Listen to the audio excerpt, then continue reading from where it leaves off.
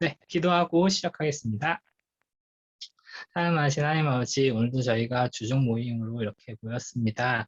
우리가 비록 비대면이지만 우리 주님의 말씀을 배우고 우리 주님이 주신 성경이 무엇인지 알아가는 오늘 이 시간 될 수 있도록 도와주시옵소서.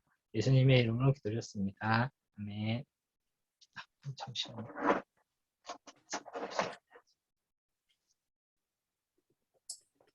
네.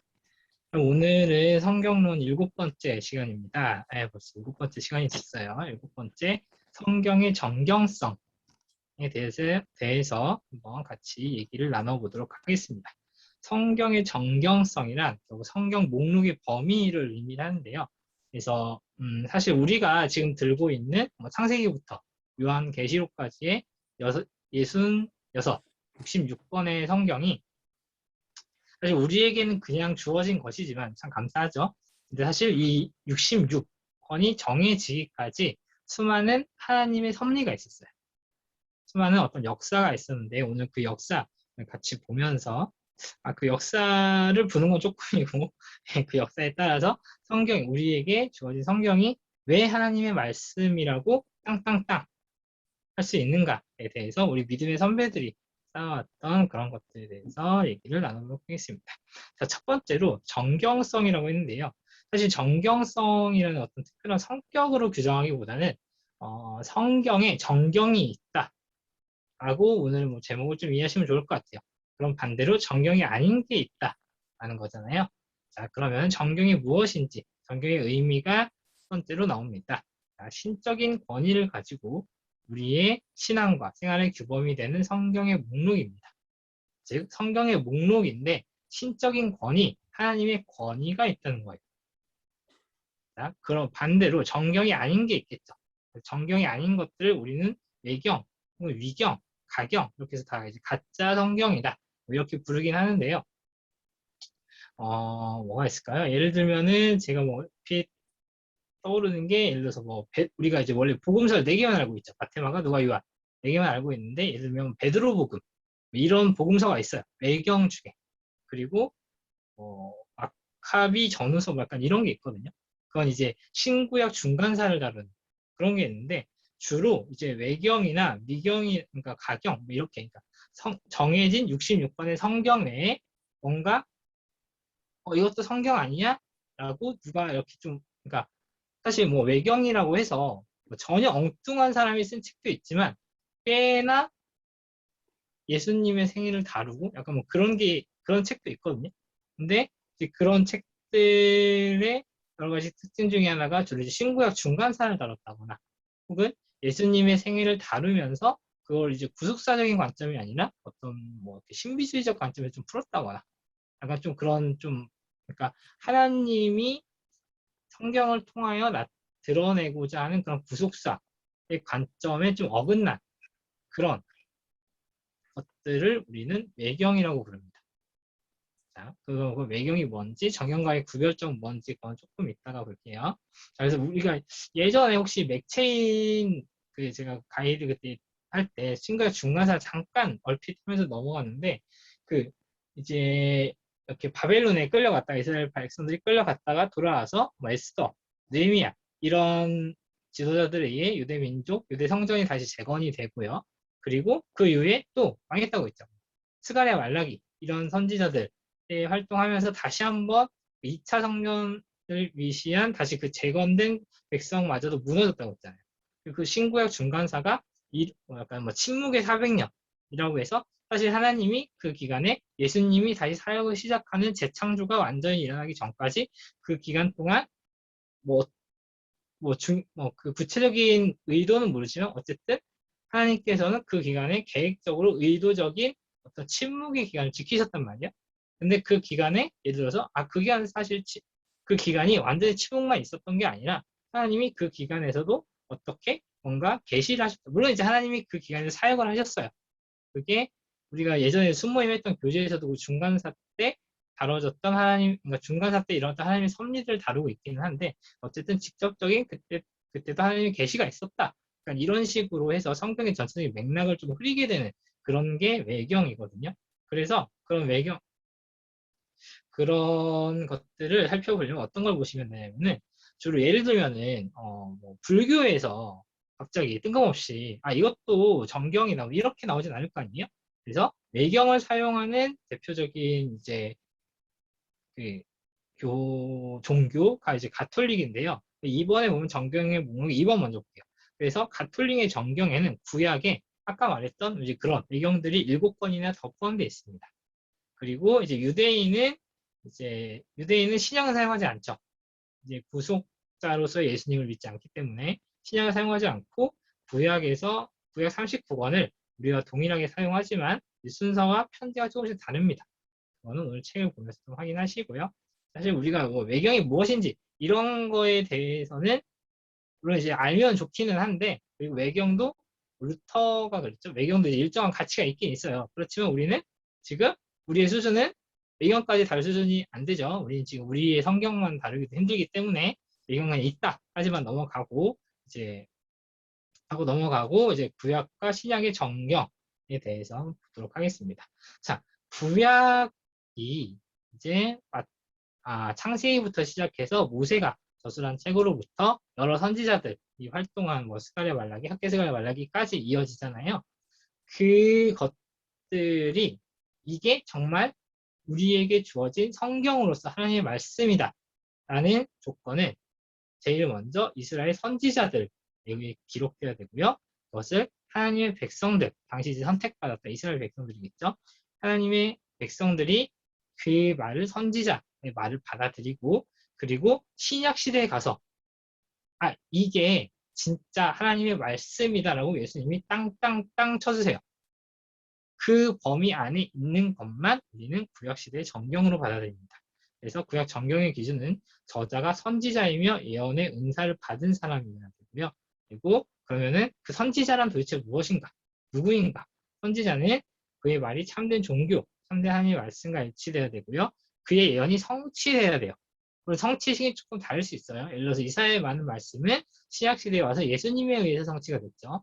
이렇게 예언이 성취가 되고 때로 이제 것이 기적을 수반할 수도 있어요.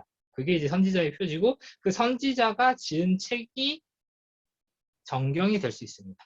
그리고 이스라엘 공동체가 성경을 인정하고 사용한 것이어야 되고요.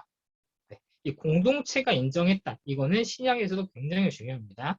그래서 제가 이제 성경에 있어서 교회의 역할을 이제 지난주도 그렇고 그 전에도 한번 말씀드린 적이 있는 것 같은데 어쨌든 뭐 성경을 정하는 것, 그리고 성경을 해석하는 것도 인간이 물론 이제 옛날에는 하나님이 직접 계시를 주실 때는 어떤 한 사람, 한 선지자, 한 사도에 의해서 해석이 되고 쓰여졌지만 그 이후에는 교회를 통해서 사역하시는 성령 사역의 시대에는 우리가 교회를 통해서 성경을 받아들이고 해석하게 되는 걸 알 수 있고요.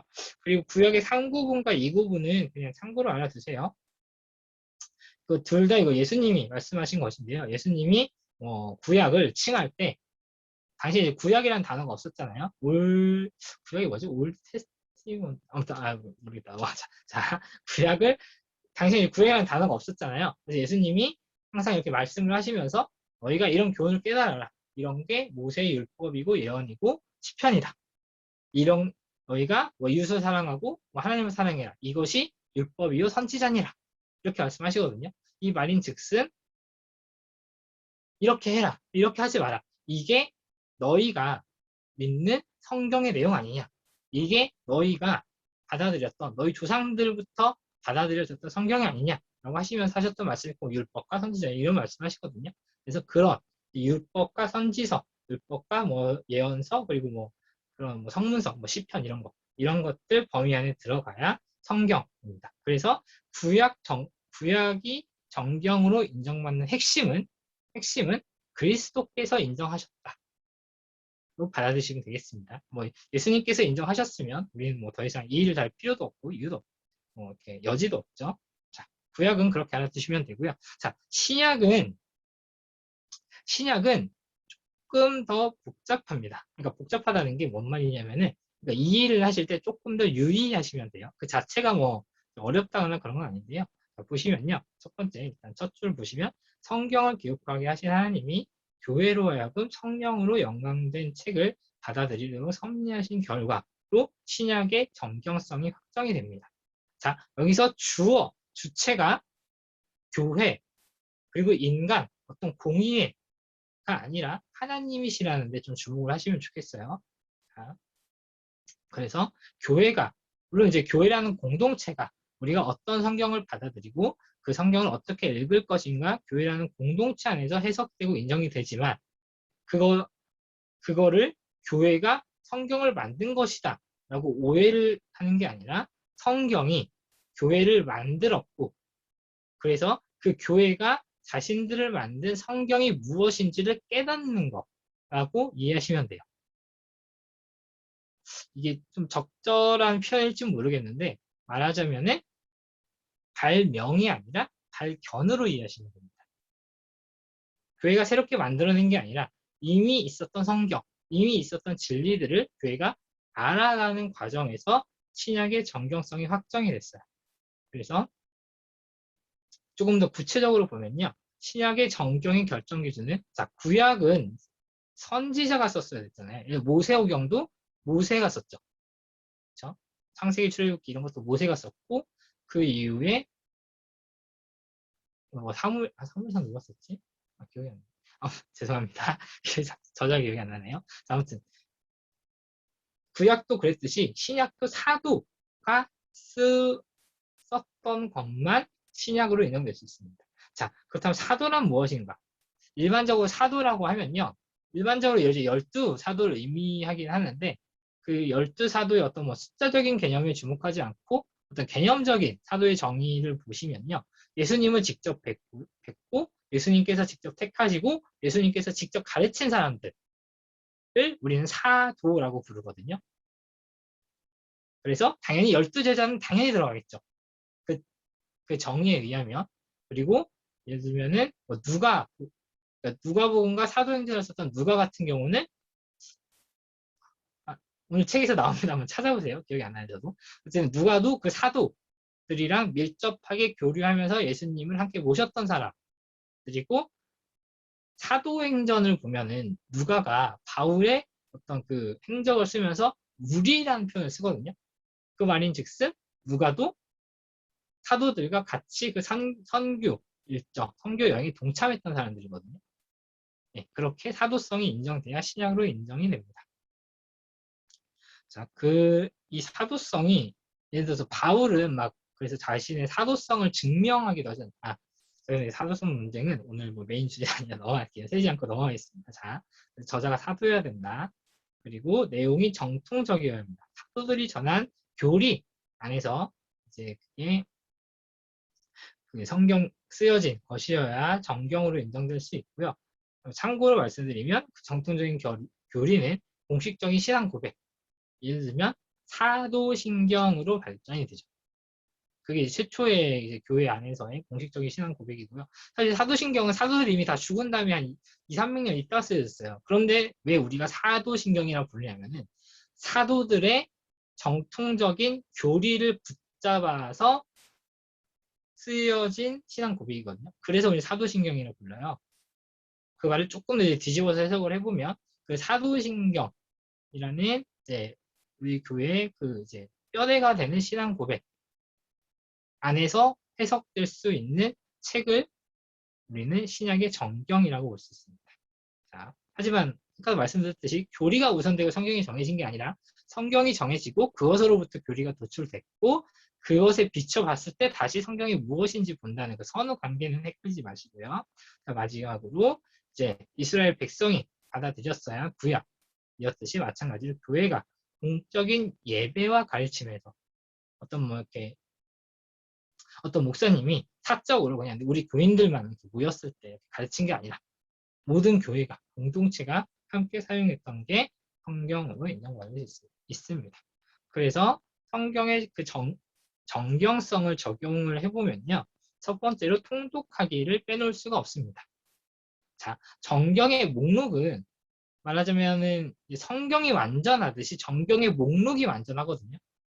근데 예를 들면 나는 뭐 아름다운 시편이 좋아. 나는 뭔가 지혜를 주는 잠언이 좋아. 라고 하는 거는 이미 하나님께서는 우리에게 정경으로서 성경 66권을 주셨는데 나는 66권 중에 65권은 버리고 시편만 혹은 잠언만 나의 성경으로 가져갈 거야. 이러면은 하나님이 정하신 정경 목록을 파괴하는 게 되겠죠. 그래서 내가 오늘 나에게 주어진 66권 성경이 정경임을 인정한다면 성경을 골고루 읽는 것. 물론 이제 우리가 특정한 성경 공부를 하기 위해서, 예를 들어 구원론을 알기 위해서 로마서를 본다던가, 교회론을 알기 위해서 에베소서를 본다던가, 디모데 전서를 본다던가, 이렇게 좀 특정 주제를 공부하기 특정 부분을 찾아볼 수는 있죠. 하지만 평소에 이제 신앙생활 가운데서 나는 무서운 건 싫어. 요한계시록이 어려서 모르겠어. 아니, 이것만 볼래. 이런 거는 정경성을 부정하는 것이 될 수 있다는 것에 유의하시면 좋겠습니다. 마찬가지로 전체 주제를 균형 있게 공부하는 것도 필요합니다. 예를 들면 나는 3일체론이 너무 어려워. 누구나 어려워요. 이건 어쩔 수 없어. 근데 그렇다고 그럼 난 3일체론 이해하는 거 포기하고 오늘 나는 교회에서 구원론도 예정론 이런 거 좀 부담스러워서 싫고 그냥 우리 교회에 아름다운 교회론만 배워 나가겠습니다. 이것도 마찬가지로 정경을 통해서 완비된 교리 중에 일부를 부인한다는 것은 그 정경의 일부를 부인한다는 게 되겠죠. 마찬가지로. 그래서 성경뿐만 아니라 어떤 교리들도 균형 있게 공부하기 라는 적용점을 잘 찾으셨으면 좋겠고요. 그래서 우리가 이 주중 모임도 성경론부터 시작해서 그 이후에 신론, 기독론, 교회론, 인간론 이렇게 쭉 교원론 그렇게 종말론까지 골고루 배워나가도록 하겠습니다. 2년 동안 이 커리를 쭉 잘 따라오시길 바라겠습니다. 자, 오늘 내용 나눔은 여기까지 하고요. 그리고 그 이후에 책을 읽을 텐데요. 오늘은 책이 조금 길어서 25분까지 책을 읽고요. 25분까지 책을 읽고 그리고 적용 밑에 두세 문장으로 적는 거 있죠? 거기까지 적는 거를 25분까지 하고 이렇게 좀 이따가 다시 한번 나눔으로 보이도록 하겠습니다. 네, 각자 책을 읽어주시면 되겠습니다.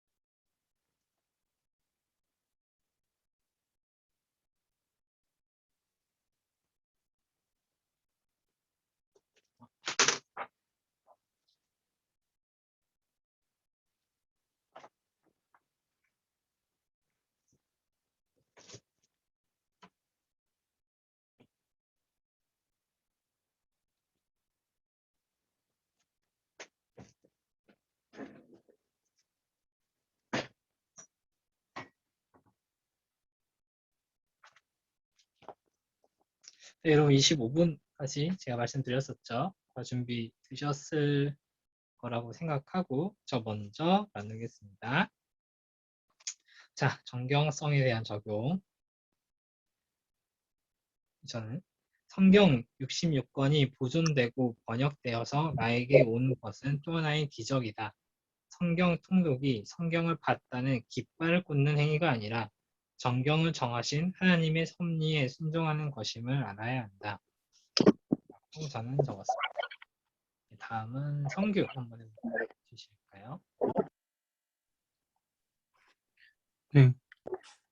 그리스도가 인정하시고 하나님께서 성령 하나님을 통해 직접 편찬하신 지금의 정경의 가치를 훼손하지 않기 위해 나는 하나님께서 교회와 나에게 주시려는 규례와 율법이 무엇인지 생각하며 성경 전체를 균형 있고 조화롭게 또한 조직적으로 읽고 그것을 힘써 행해야 한다.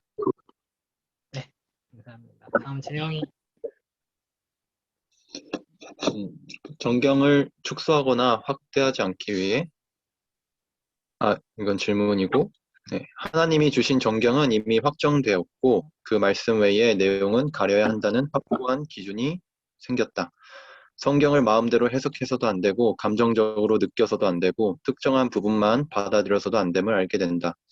기존의 믿음의 선배들에 의해 잘 정립된 주석과 신학의 내용을 토대로 있는 그대로 성경을 바라보아야겠다. 네, 감사합니다. 다음 승우 주세요. 지금 성경의 저자들의 사도성을 하나님께서 선택하신 것이니 우리는 무조건적으로 신뢰를 해야 하며 그 말씀들을 편식하지 말고 모두 다 믿고 따라야 할 것 같습니다. 네. 네, 감사합니다. 다음 마지막이죠. 견목이 해주세요. 성경을 하나님께서 나에게 하시는 말씀으로 믿고 있으면서도 나는 지금까지 성경을 읽어보려고 하는 큰 노력을 하지 않았었다.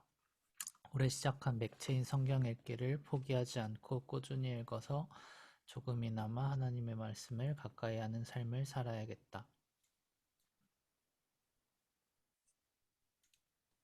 예, 다들 수고하셨고요. 혹시 더 나누고 싶으신 얘기나 질문이 있으신 분 있으실까요? 재영이 있나요? 아니, 없어요? 알겠습니다. 네, 그러면은 제가 마무리 기도하고 오늘 주중 모임 마치도록 하겠습니다. 기도하겠습니다. 사랑하신 하나님 아버지, 오늘날 저희에게 주신 성경이 주님께서 섭리하심에 따라 오늘 저희에게 주어졌음에 정말로 다시 한번 감사드립니다. 우리 주님께서 주신 이 선물 같은 성경을 저희가 온전히 받아들이며 저희의 생각대로 우리 주님의 말씀을 제한하거나 또 거기에 무언가를 더하거나 하지 않을 수 있도록 저희를 언제나 그 섭리하심으로 이끌어 주시옵소서. 예수님의 이름으로 기도드렸습니다. 아멘. 네, 수고하셨습니다. 고맙습니다. 수고하셨습니다.